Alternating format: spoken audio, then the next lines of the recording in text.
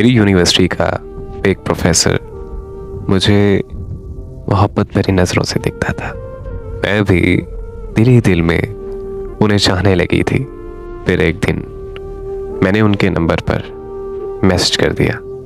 उन्होंने मुझसे पूछा तो मैंने उन्हें बता दिया कि मैं आपकी स्टूडेंट हूँ। उन्होंने मुझसे बहुत प्यार से बात की।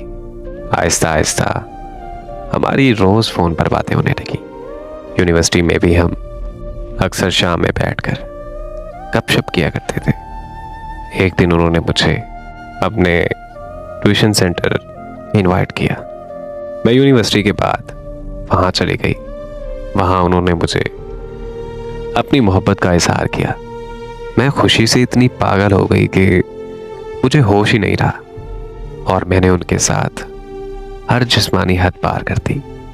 फिर मैं हर रोज़ यूनिवर्सिटी के बाद उनके ट्यूशन सेंटर चली जाती थी और हम एक दूसरे से अपनी जिस्मानी ख्वाहिशात को पूरा करते थे। और मुझे पता ही नहीं चला कि मैं कब प्रेग्नेंट हो गई। तब मैंने उन्हें कहा कि चले शादी कर लेते हैं, मगर उन्होंने मुझे कहा कि नहीं, ऐसा नहीं हो सकता। मैंने उनकी बहुत मिन्नतें की कि इस हाल में मेरा साथ मत छोड़े, मगर उन्होंने मुझसे बात करना बंद कर दी और मुझे ब्लॉक कर दिया। वो वक्त मेरे लिए बहुत मुश्किल था।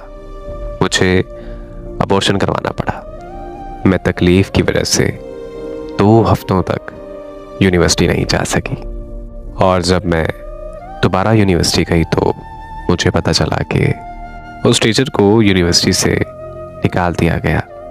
और वजह ये थी कि उनके यूनिवर्सिटी की बहुत सारी लड़कियों के साथ जिस्मानी ताल्लुक साबित हो चुके थे।